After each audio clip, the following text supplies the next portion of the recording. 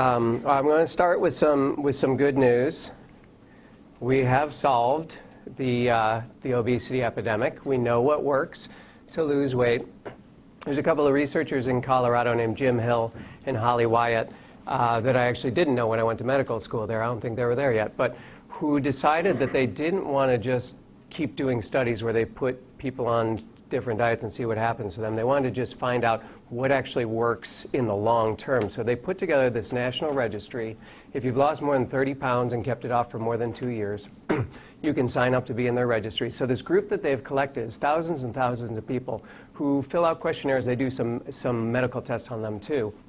And it's kind of on your honor. I don't know that they're actually checking whether people have actually done this, but I can't imagine people are sabotaging it. And they're just asking them what works for you. So they've collected a bunch of data on these people who have kept weight off. This group happens to be much greater than their expectations, 66 pounds for over 5 years. These people have kept their weight off.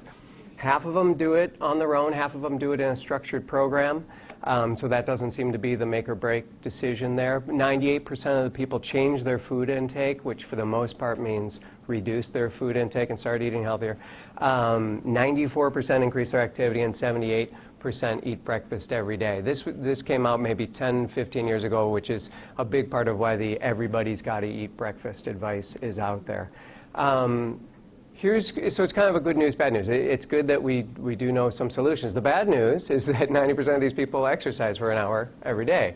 And since it's an hour every day, you can guess that most of that is walking. And when they examine what they do for their exercise, most of these people are pretty religious about a daily walking habit. They weigh themselves at least once a week. Many of them are every day. They don't watch much TV. But here's, for me, kind of the most surprising news, that these people who have lost weight are not eating very much. The men are averaging 1,600 calories. The women are averaging 1,300 calories, which is pretty darn low.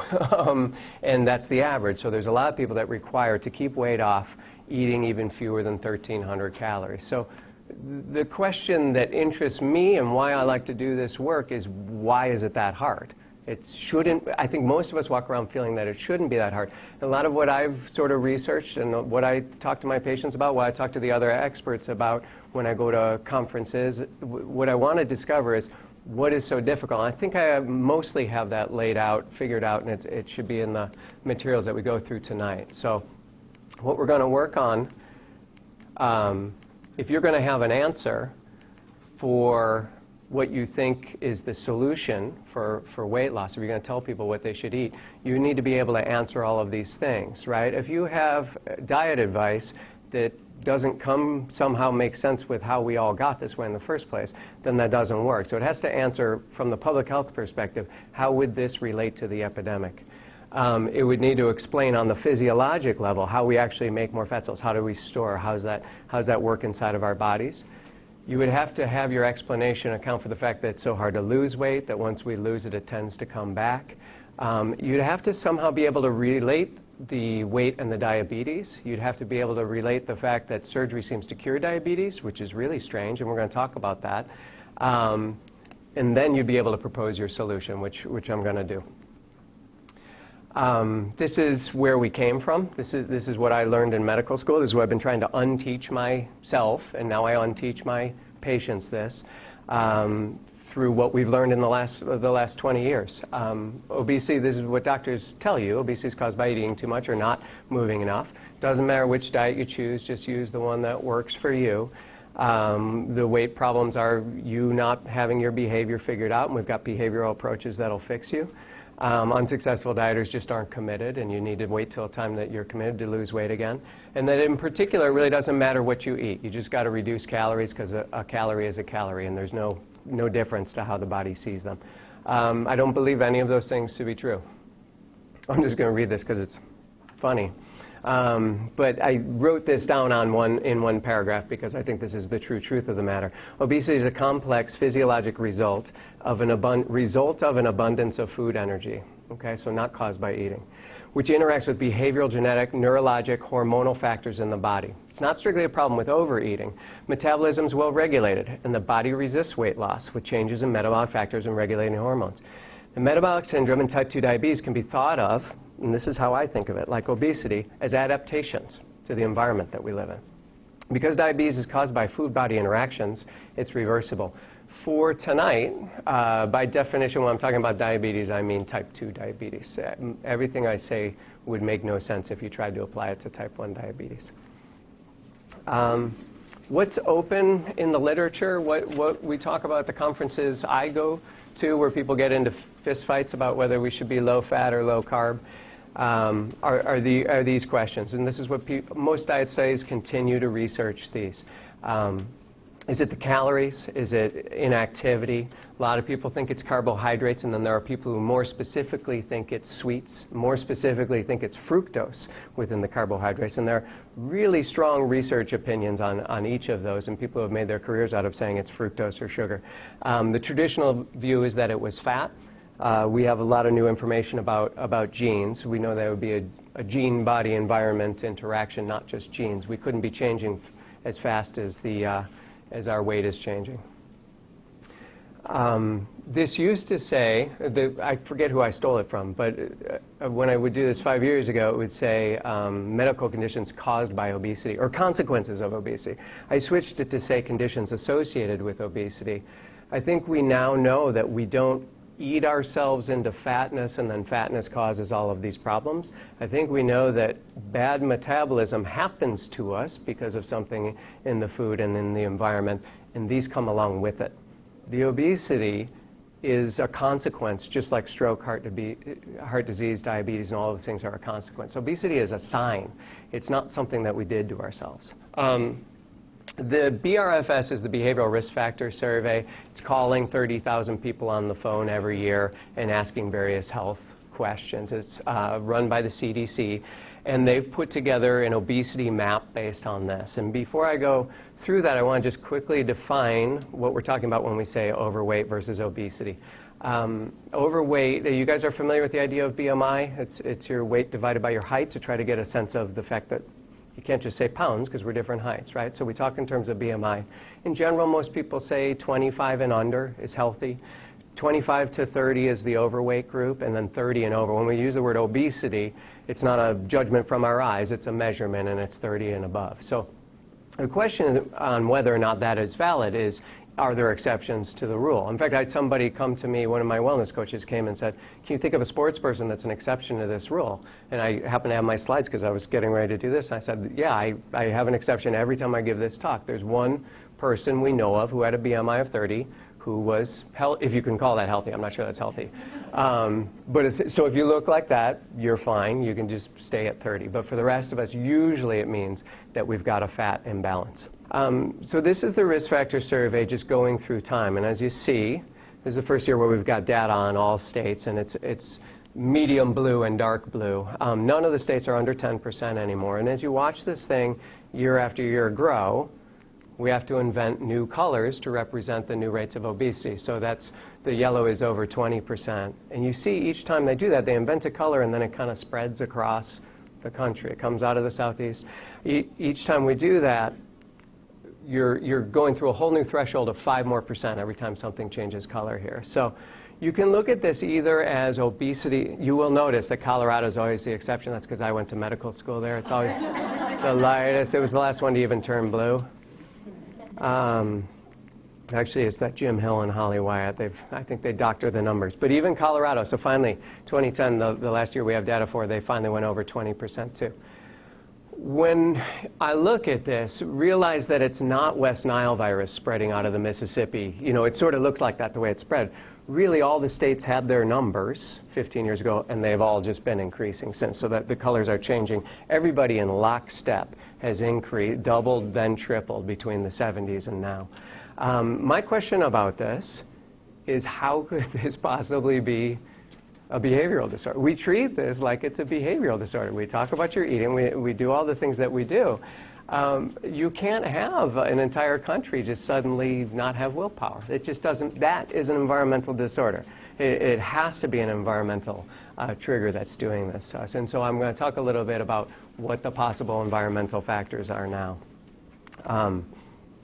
One of them is that we drive too much. That's been increasing over time. This isn't over time. This is comparing different countries and the amount that the people in those countries drive. So as you can see, green is us walking, and blue is our obesity rate. So there's an inverse correlation. The more that you drive, the higher the obesity rate, and vice versa if you look at different countries. Looking at exercise, again, we have an inverse relationship. This is self-reported activity saying, do you meet the recommended 150 minutes per week? And in a place like Colorado, where everybody is outdoorsy, you see them up at the top. They have the lowest rate of obesity on the bottom axis and the highest rate of activity. If you just draw a line, activity and obesity are really related. If you look down at the bottom there with Mississippi, Louisiana, Tennessee, Kentucky, it's all those very dark red states on the map. So the two definitely go together.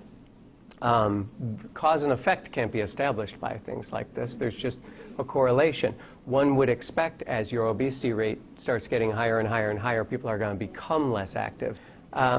This comes from an island called Tokelau, which is near Samoa. They pretty famously changed their diet as they got westernized, and their obesity rates rose with it. There are a lot of people who have noticed in places like that the main shift from a traditional diet to a Western diet is increased carbohydrates. And usually the natural fats that people have from their animals, their fish and whatnot, usually go. So they usually go in tandem while protein remains the same. So that bottom line is protein. We're going to talk about that relationship in the U.S. in a second here. The top line is fat, and the next line is just saturated fat. The other one is carbohydrates.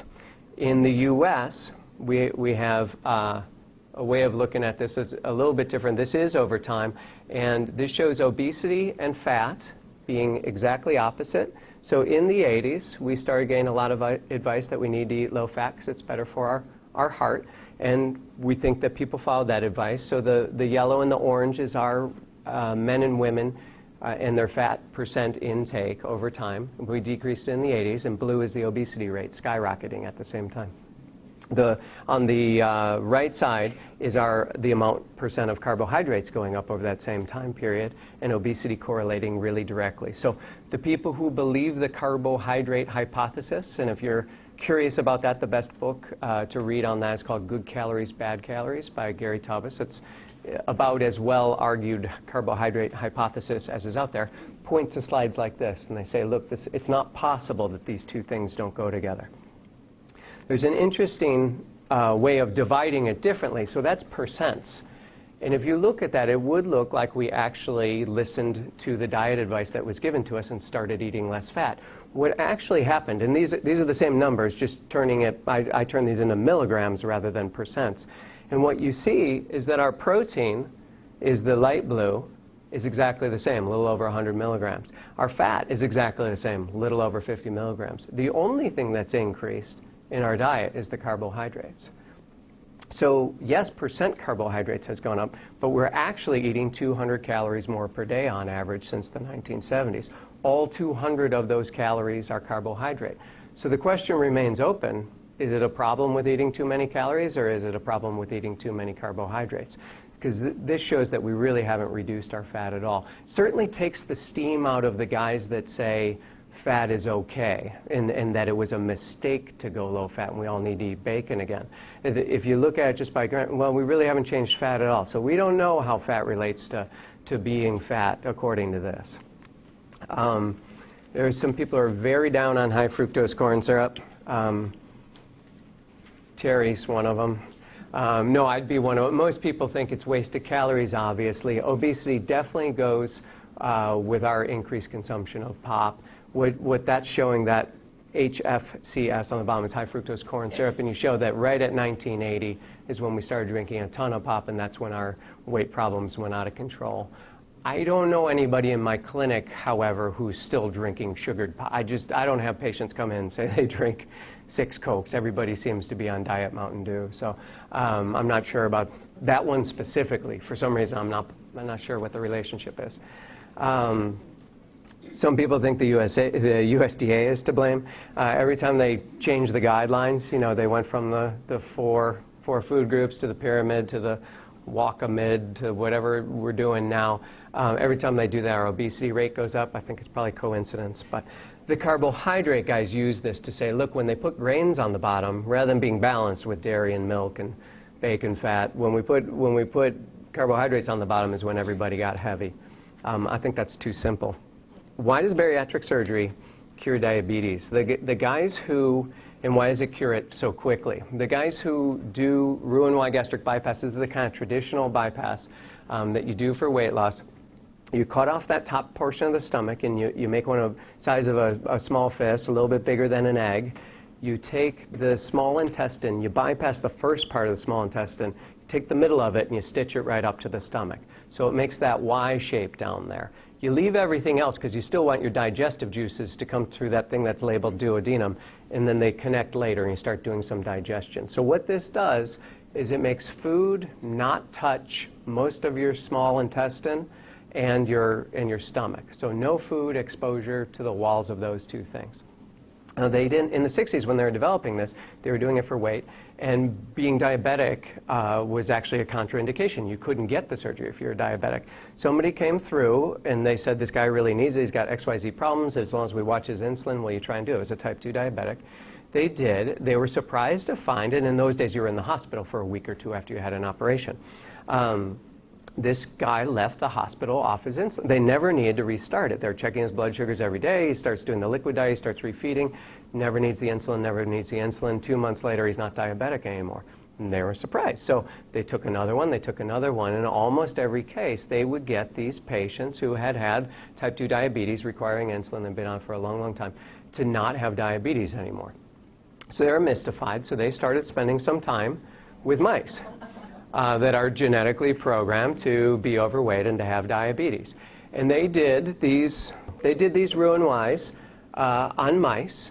They would take the diabetic mice, do the gastric bypass using these little instruments on these little tiny mice and rats, and their diabetes would go away just like with the humans. Now what they did with the rats, which you can't do with the humans, they would reverse it back, and the diabetes would come back.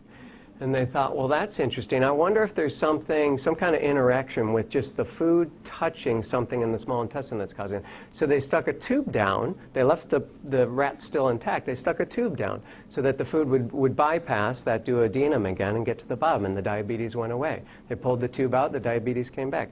They thought, well, maybe there's something in the plastic. We don't want to make a mistake. So they stuck a tube down that had little holes so that the food would leak out. And sure enough, the rat would become diabetic. Back and forth with these, really heroic little mice.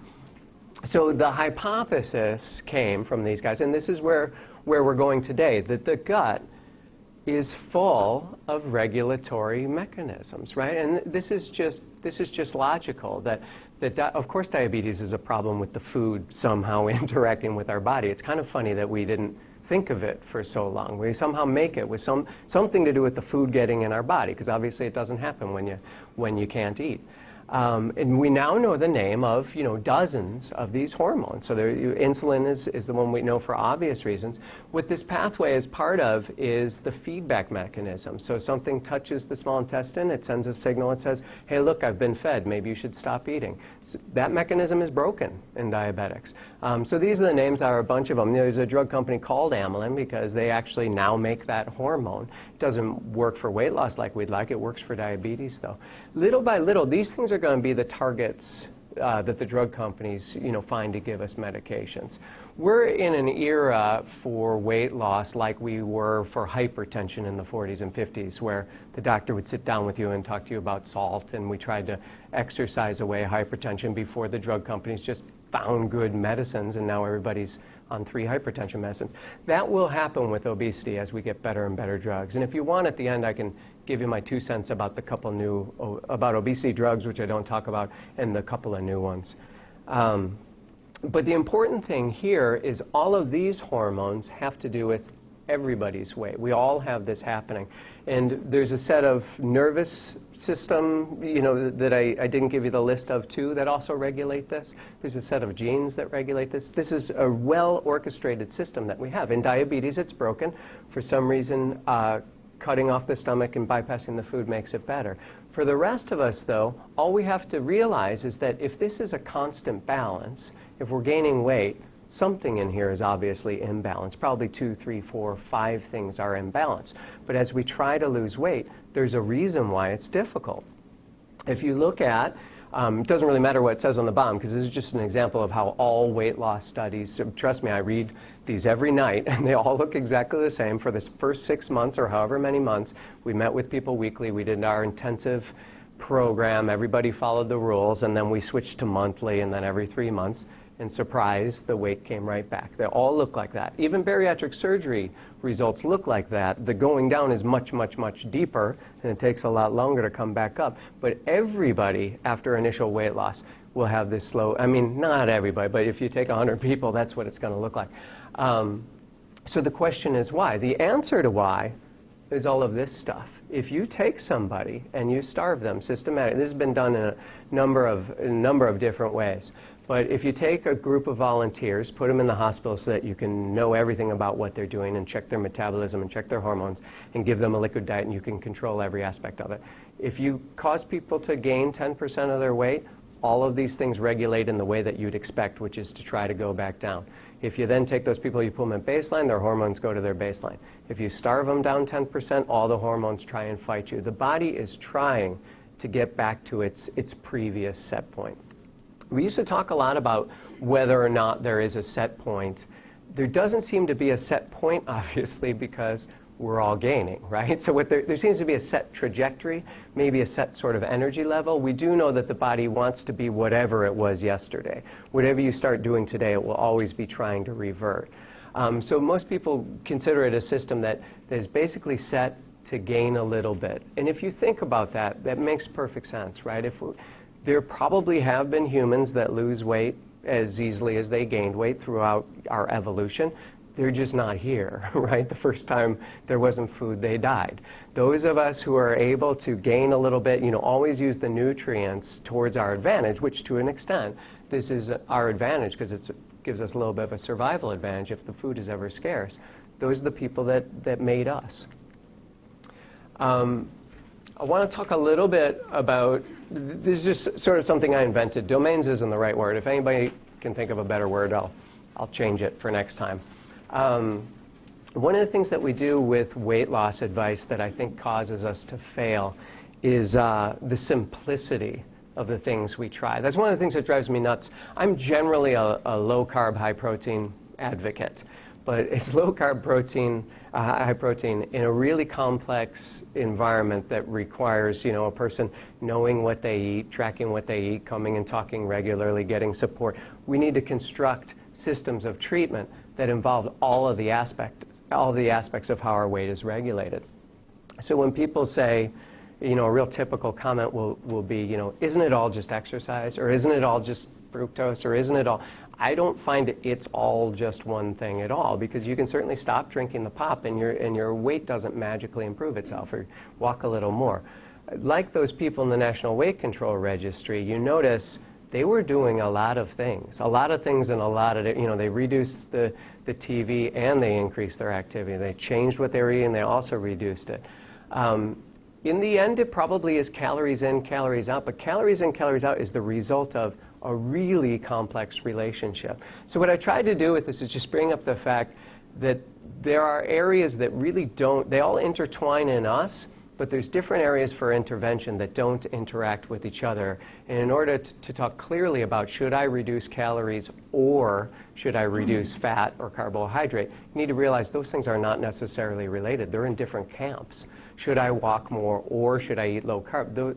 You don't have to do or, we need to do and. So just to get you thinking a little bit about this, and then I'll bring you towards what I think is a solution that uses this as a backdrop. This goes into what has made us overweight in the first place. I don't want to belabor this too much, but we know that we've all moved to cities. We know that we're not walking anymore. We know that there's way too much access to good, palatable, high-calorie food. They've changed the food on us, right? I mean, since 1970, when only 10% of people were obese, the food is entirely different. The grocery store looks nothing like what the grocery store looked like when I was a kid. I think we have this sense that fast food has been around for a while, but not in the density that it is now. I mean, you literally, you go a block and there's one on every corner. So From the environmental standpoint, there are things that are being done to us that we can't control. It's probably moving in layers of control as we go through this. Cognitive or behavior or decisions that we make about this, this is kind of the cultural stuff about how we're raised. How important is it to you to be thin? How important is it to you and your friends? Things that we've tried that didn't work, we learn, right? We try certain diets, it doesn't work, and we don't do it again. A lot of us have sort of learned ourselves into our current weight by trying diets that didn't work. We need to change that. This is where education and taking classes and finding out more and making this thing kind of your interest can really help. I don't think we talk enough about identity about this stuff, but your actual body's changing, right? When you're gaining weight, the way you look in the mirror and the way you see yourself is entirely different. And one of the things I talk real directly, women don't tend to talk to me about this, but men talk to me about this real directly, is being a big guy is just how they think of themselves. So, I mean, and they'll just say directly, like, I don't want to be a little twerp like you, I'm a big guy, you know? I mean, they'll just, they're afraid I'm going to be too successful. And I say, well, I will stop you long before you're 5'6", we'll stop you. Hasn't been a problem yet. But it's a little bit, you know, you get to thinking of yourself a different way. And if it took 30 years to get there, it's very hard to be like, well, I don't want to be that guy I was in high school. Some of that's logical. I don't know that's a problem. But, and it does mess with your identity when you lose weight, and it's something to be dealt with. I would say most doctors fall into this camp. When I talked about that traditional view of all the calories are the same and that kind of stuff, most doctors just think it's calories in, calories out. People are lazy and people don't know what to eat. That's what they think is going on. This stuff exists and it's measurable. But what I will tell you is the calories are absolutely not the same. You know, calories, you can't measure calories in the body. The body doesn't use calories. It converts them into ATP and then it makes body parts, right? But there are carbohydrates, there are fat, and there are carbs. There's only those three elements. Carbohydrates make energy, fat makes a lot of things, and protein makes a lot. They do very different things in the body. In general, protein isn't really used for energy. So the idea that a calorie is a calorie really doesn't make any sense because our body sees these things in really different ways. The thing that I have you know about the exercise and what I call thermodynamics, which is that's the equation of, you know, your stored energy is going to be calories in minus calories out. Calories out is really, really complicated. The things that go in to produce that is how much energy does it take to digest our food, which surprisingly is like 15 to 20% of our energy is just to digest the food. Then there's our physical activity. Then there's just keeping the organs churning. Keeping our brain uses 20% of our energy, even though it only weighs a few pounds. There's a lot of it that you can't change, but the body can. And just like those hormones rebounding, in those studies where they take people and they isolate them, they put them in the hospital, and they see what happens to them as they starve them, the actual internal metabolism changes by, you know, 100 to 400 calories per day when you have somebody lose 10% of their body weight. So when you hit the plateau, and you really feel like you're writing it all down and you're doing it right, there's a reason why you're plateauing. Your body's just 6 weeks into it is already doing this trick on you. The muscles aren't using the energy as efficiently. We see it as, oh, I feel sluggish, you know, I don't have good energy. Yeah, you don't have good energy. Your body's not letting you use the energy. So this thing, this rebound that we're all trying to fight is very, very real. And if we keep thinking it's because we're stupid or don't have willpower, we're never going to solve it. We need to know what we're up against. On the nutrition front, there's just this is where people talk about fad diets. I will tell you, I don't know any doctors who do weight loss who don't think that we should be eating more protein than we are. They maybe differ on the percent. But when you work in a weight loss clinic and you have a people journal, they're not eating 20, 30%. Nobody is. It's about 10%. I don't know if in America we're not eating enough protein, but I do know once this thing has happened and you've become very heavy, it's a really high carbohydrate, high fat lifestyle. If you just think of American food spreading across the globe and causing this worldwide epidemic, that's not us spreading, you know, it's not the bacon, trust me. It's the snacks. It's the snacks and the fructose. When you talk about eating healthy, what are you talking about? Were you talking about getting away most of the snacks, most of the fast foods, and the pop? And that would do it for most of us. None of that is protein. It's fat and it's sugar. There's no doubt. So putting this back together, if you're trying to make a plan for yourself, I would say the nutrition is the what we eat, the energy is how much, the cognitive is why, and then the environment is where and when and with whom we eat. If you're trying to put together a plan, the what, how much, why, where, when, and with whom are the things you need, including with whom, which most people don't do, but I think is really important. I don't have lunch with anybody. I mean, if I have to, I'll meet my boss, maybe. But I avoid it like the plague because I find lunch with people in work mode is just a really bad idea. If you go to you're gonna eat like it's Thanksgiving. I won't participate. I just go do my own thing, and people think I'm odd. I would put in a pitch for just being a little odd about this if you want to be successful. I mean, you don't have to be anorexic like me. No, you don't have to be anorexic. You can just choose to make your own decision. If you're going to do something kind of dramatic about your weight, it's probably not going to be what everybody else is doing.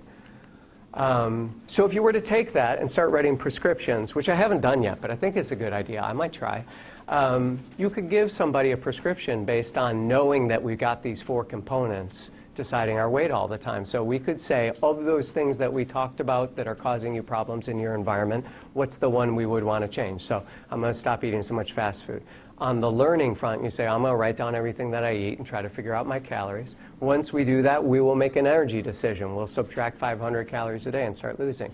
And for nutrition, we'll try to manipulate the macronutrients and see what we can learn by increasing protein, decreasing carbs.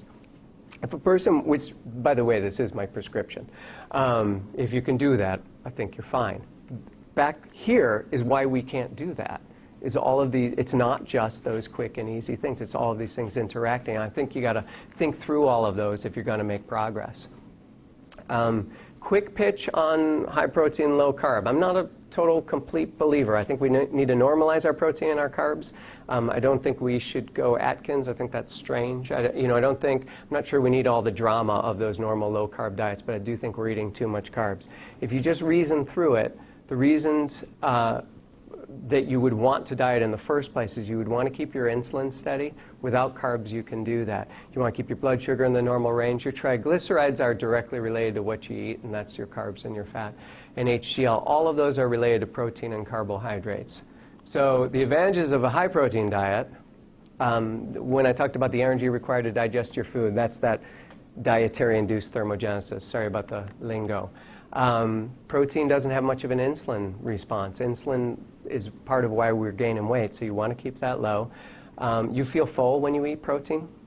It also supports your muscles. You're trying to lose weight without losing any muscle if you can, right? And if you do work out, it's going to help you gain more muscle. It takes more energy to make energy from protein if you do turn it into energy. The advantages of a high carbohydrate diet are these. It's supposed to say yummy at the bottom, but here's something to consider, though, also about the protein versus carbs. We know what really lean people eat, right? Does anybody, if you just think of, if you go read Muhammad Ali's diet, or you go read what Will Smith had to do to look like Muhammad Ali, you will find they eat a high protein, low carbohydrate diet with a ton of fresh vegetables. If they eat grains, they eat whole grains. I mean, there's kind of no doubt about what to do. I don't know why there's so much resistance to that idea. Not that we want to look like that, but we do want to look more like that, right? We do want to have a little more of what he's got, a little less than what we've got, or at least preserve our muscle while we get thinner. So takeaway, again, I don't like the carbs caused it, we get rid of carbs, it goes away. I think that's one of many, many factors. In general, I think people who are very heavy are eating too much carbs, and they do better to do less, but I don't think you should go to zero. An easy way for thinking of this is to figure out how many calories you need. It's whatever you're eating now minus 500. So if you journal it for a week, take the average, minus 500. In a year or two, you'll be at a much better weight, trust me. So give yourself a cap. It's 1,500 calories or whatever it is. And then just try to keep that cap and just try to increase your protein. If you do those two numbers, you really don't have to count anything else, because it'll squeeze everything else out. You won't be able to get too much carbs and too much fat, because you'll be increasing the protein as long as you keep your cap up top. 30 gram, TID is 3 times a day. You could do protein 3 times a day at 30 grams. So when people say, how much am I supposed to eat, give me a sense of that. If you do like to read labels, I would say every time you eat, try to have 30 grams of protein in it. Then as long as you've got a calorie cap, you can let other things in and you're not going to kill yourself. We need to think about exercise differently. If you think of it just in terms of the numbers, it takes 3,500 calories to burn 1 pound of fat. We burn about 100 calories every time we walk or run a mile. So that means you have to run or walk 35 miles to burn 1 pound of fat. Rather than do that, the cutting 500, the reason why we harp on that number, 500 a day, because that over 7 days will theoretically burn 1 pound of fat. It's much, much, much easier to diet than it is to exercise away your excess weight. What exercise is good for is the fat and the muscles are in competition for your energy. They're the only things that can do anything with the excess. You know, our organs, they're going to do what they do. So when you exercise, it makes the muscles actually draw energy in at the time, but it's more the exercise effect over the next couple of days. As you make more muscle cells, the balance starts to improve. So it makes everything that you're doing with your diet more efficient. So if you're going to exercise, the reason walking works probably better than running is not because you're sweating and you're huffing and puffing and you're making your lungs and heart work. They don't make us lose weight. It's because we're using our big muscles. We're making the biggest muscles in the body much, much stronger, which then tomorrow are going to eat up whatever energy we choose to put in our body. So food is to build muscle, so we eat protein to build muscle. Exercise is to build muscle so that it will use what we eat tomorrow. Aerobic, like I say, walking is good if it's using your big muscles. And fat is starved out, not melted. We need to get away from the idea that exercise is somehow burning the fat cells. That's not what happens at all. This stuff is in balance and it's regulated. We don't need to go through this. These are just some people's names I wanted to share with you, except for this very, very important thing on the bottom, which is my blog, weightyscience.com, which is one of the most confusing. It's where I go to just like publicly wonder about this stuff. So I'm not sure it's of use to anybody, but my mom likes it. I thought maybe you would too.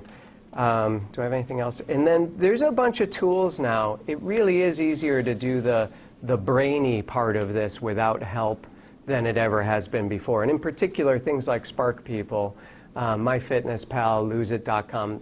It's not very difficult to find out what's inside the food that you're eating by doing the journaling thing online now. The LBM simulator is a really cool model that some mathematicians at NIH put together, where you put in your height and your weight and your calories that you're eating and what you're trying to do, and it will tell you how long you have to do your plan to get to your ideal weight. It can be a little depressing because it's a very realistic simulator, but you can play with things like if I ate less salt, if I ate less carb, what would that do? And it's worth modeling out for yourself. And that's it. The rest is probably self-explanatory. I wanted to leave enough time to answer practical questions because I know that's not maybe as direct and instructive as people might like for a weight loss seminar, since we called it weight loss, not just talking about obesity. Do people have thoughts or objections? Yeah. 100 grams of protein? Yeah. People always ask me that, and I think that's a real sign of the times, because if you think about it, we supposedly eat on average, 2,000, 2,400 calories a day. 100 grams would only be 400 calories. That's not very much of your diet that I ask people to eat in protein. And every one of my patients says, well, I don't know where to find it, which I just find interesting, because we've gotten so, by trying to avoid the fat, we've gotten so against sort of meat and animal products that we don't know what else to do. So the answer is meat and animal products. There's 8 grams in it. So if you scramble up 3 eggs in the morning, you put a little milk in there, there's your 30 grams. There's nothing wrong with that. There's no cardiologist in the room, right? One of the things that I think is important to realize, when you're going to start eating right, and you're going to eat much lower calories, the whole thing we worry about with fat and cholesterol and those things is really not an important point anymore, because you're decreasing the milligrams of everything, right? So the question is, what am I going to, you're going to be eating so much less fat when you put your calorie cap into account, 500 calories less, that the milligrams of all of these things that we're supposed to be watching, it doesn't make any sense to go by percent. It's how much of this poison am I putting in? The body doesn't know anything about our percents. It cares about how much. So by eating a lot less food, we've kind of solved the fat and the cholesterol problem, honestly. But it's taking a long time for people to recognize that eggs are healthy food. Eggs are definitely healthy food. There's nothing wrong with what's in there. If you continue to worry about the cholesterol thing, you always could do egg whites. You always could do, what are those pouring kinds that are supposedly healthier. I personally cheat a lot. I do a lot of whey protein shakes because it is kind of hard to get a dense amount of protein, trying to get the 30 grams regularly. So I mix up, the weight gainer shake that you get at Hy-Vee. I put it in milk and ice and coffee, and that's kind of my little rocket fuel in the morning. But you really lean turkey breast, lean chicken breast, salmon, low fat. If you want to keep doing low fat, and if you're trying to lose weight, it does make sense to go low fat, of course. The cheeses that go in the string cheese you do, the skim ones on that, that's like a power food. I mean, it's really nothing but protein, a little bit of carbohydrate. It's a little bit harder to do it vegetarian. You got to eat a lot of vegetables to get to that 30 grams. So, I usually recommend, hopefully people are willing to do milk. If you're not willing to do milk, then you got to have a lot of soy. There are soy protein shakes that you can mix up as well, and then just tofu and stuff at night. In general, the other thing I would say is, the perfect dinner is probably just a great big bed of greens with some, lean chicken on it or lean salmon. I mean, that's probably what a person needs to eat. If you want to do some whole grain, something on the side. One of the reasons I kind of just say don't eat carbs when you can help it is every single time you screw up, which is going to be, twice every other day, you're going to screw up in the carbs. It's not like you're going to somehow accidentally not eat carbs in your life. It's not. But it's really hard to do even when you're trying.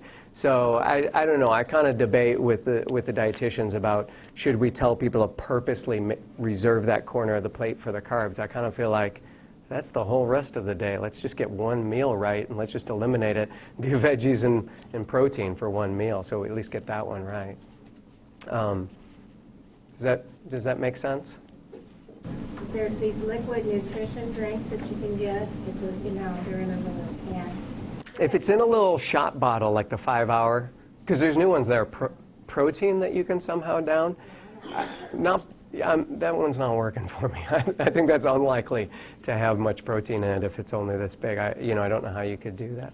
But in the middle, everyone needs to figure out what their healthy snacks are going to be. For me, yogurt and the string cheese is the easiest way to do that. I also keep a big tub of the powdered stuff to mix up shakes during my day. Not everybody has the luxury to do that. I think it's really hard to bring vegetables with you everywhere you go. That would obviously be the other recommendation, is you just bring little baggies of things. But one of the ways of looking at that I try to look at is, when you send your kids to preschool, they have those little trays, and they're all kind of set. If you don't go and buy the thing, you give them like a little bag of turkey, and they have their little thing of string cheese, and we give them like a little vegetable and a little. I don't know why we know that's the right thing to do. That's why we make them eat that way. Why don't we just bring that with us? Probably like the same portions and, a little well-rounded thing, a little thing of milk, we'd feel awesome. That's kind of like the identity thing, too, to be honest. I mean, honestly, I don't know why we don't eat. I don't know why we make big grown-up sandwiches with all those things on it. I think we should have a little. Yeah. I mean, I will tell you, I've always been having kids, and I've always thought it's strange the pediatricians want them to be low-fat when my kids are emaciated and failure to thrive. So we've always been giving them whole milk, and I love it. I still drink. I put whole milk in all the time, but to me, it's more about you need to set it to what you do, right? So because I'm going to continue to run and do the things that I do, I need a lot more calories. So if I don't drink whole milk and I keep doing my strange protein shakes, I'm not going to have enough calories in me. So I mean, that's a real individual thing. But one of the things about fat and protein is they're so much more satisfying. I mean, if you drink a glass of whole milk, you're kind of done for a while, and I understand we probably don't want to just fill up on fat, but it's very hard to have enough fat for it to The problem is those great big Cokes, you know. I mean, nobody's drinking, you don't go through the drive-thru and get 44 ounces of bacon and accidentally drink that on the way home and then still be hungry. I mean, you got a big tub of bacon, that'd be enough for 3 days, right? That stuff is really satisfying. That's why it's so hard to overeat it. I really think we're focusing on the wrong thing when we worry about the fat. It's the fat plus the carbs. It's like a magic, you know, you put the carbs and the salt and the fat together, and that's just like a magic concoction. That's why fast food is so dangerous. And we didn't have time to talk about any brain stuff, but that's how our brains have gotten wired, and there's a reason why that excites us. We know the names of those things that like that fat, sugar, and fat carb combo. Of sort of trendy things that come up, sometimes I don't have time to read about them. HCG is a really bad idea, in case you were wondering. That's human chorionic gonadotropin. It's the thing that we test to find out if you're pregnant. They extract that, purify that, and then we put it on our tongue. So the purpose of that in the fetus, though, it's chorionic gonadotropin. It grows the gonads in the infants. So what's probably happening, it probably does work a little bit. It's probably turning into testosterone once it goes into your body, and so you're actually doing what Schwarzenegger was always doing. So yeah, it works. The other reason it works is you're on a 500-calorie diet while you're doing it. So that'll work in some people too. So people who have great big weight loss on HCG, it's probably testosterone plus a low-calorie diet. I wouldn't recommend it. The other one on that front, what else is out that's really stupid? Something else just like that. I'm sorry, I'm blanking on. I had another one that I always want to tell people about. Anything from Walgreens that's for weight, I wouldn't take. They go off the market one by one, right? It's hydroxycut is still, I don't know why. I think it's because it's become completely placebo and there's nothing good in it anymore. But all of those things they find out cause heart problems. So they're always stimulants. Almost everything for weight loss is a stimulant. Oh, sorry, I remember what it was. The 2 new weight loss drugs. So we used to have Meridia and it went off the market. We used to have Fen-Phen and it went off the market because of the heart stuff. Fen-Phen was a combination of 2 drugs, phentermine and fenfluramine. The fenfluramine was the one that was causing the valve problems. Phentermine's been around since the 50s. And I use it still. It's safe and it's been around forever. It's like taking Ritalin, basically. It's almost the same thing. For my patients that aren't on Ritalin, I use phentermine sometimes. It's a mild stimulant. You probably could get it from caffeine. It's not very good. That's why we're in the fix that we're in, but it's been around since the 50s. We know it's safe. So that one's probably okay. There's a new, and the other one that we use off-label quite a bit is called Topamax, and that is something we discovered when we treat migraines with it, that people just sort of accidentally gained weight. So that's a popular weight loss drug too. Those 2 have been combined in a new drug called Qsemia, which is an unfortunate name because I think it sounds like a medical condition. It sounds like thalassemia or something, Q fever. But anyway, it's called Qsemia, and it's a combination of those 2 drugs. So it's not new, unfortunately. It's 2 things we're already using. There's another new one called Belviq, which I can't even critique that name. Works totally on the brain, just on appetite. And I don't know, the studies don't look that exciting. You know, most of these drug studies show you get in a really good program, you lose 20 pounds. You get in a really good program and you take the medicine, you lose 25 pounds. You know, it helps, but I don't know if it's worth taking a medicine until we come up with better combinations. Yeah? What do you think, Doctor, about stir-frying olive oil? In my thing about needing to get protein really regularly, a lot of that is to satisfy us. You know, if you're somebody who can eat a salad and feel good, I really don't think there's anything wrong with that.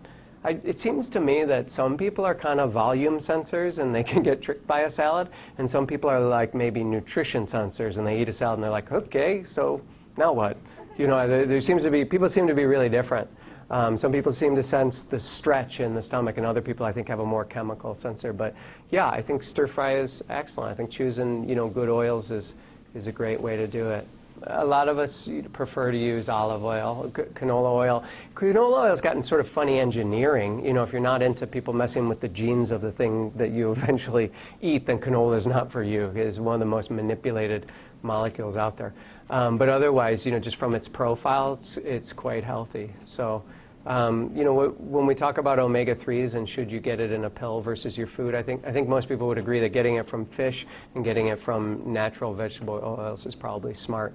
In general, the thickness of the oil tells you a lot about it. So Crisco and butter have they kind of become Crisco and butter inside of us, and the ones that are liquid are kind of liquidy. That's kind of the simple way of doing that. So none of us cook in a way where we're going to get too much oil. None of us are probably eating food in our house. That is our problem, to be honest. I mean, if you're doing a lot of cooking at home, my guess is it's not because you're over-oiling your food if you're having trouble with your weight. So that type of cooking just almost doesn't exist. It's just when we cook, we tend to go buy the prepackaged thing at Hy-Vee and bring it home and warm it up, and we think that's cooking. But again, that's just letting them decide what we eat. When people use ingredients, I guess, you know, if there was another rule of thumb, it would be have your house be full of ingredients rather than the things that my kids call food. When we went on a road trip, and I bought, just to be fun, I bought, you know, pretzels and bags of licorice and stuff like that. And the kids said, "You brought actual food." They're just not, that's what they call food. Because they always go to the cover and go, "There's nothing but ingredients here." If your kids are saying, that would be my recommendation. I mean, it took my wife and me, we had to wean off of, you know, how we ate when we were young. But when you're making those decisions for other people, it starts becoming really simple, it seems to me. I don't know why you'd bring cookies in the house and then fight with the kids about eating them when you're the one with the checkbook. I'm feeling we may need to invite him back for another Sure. response here.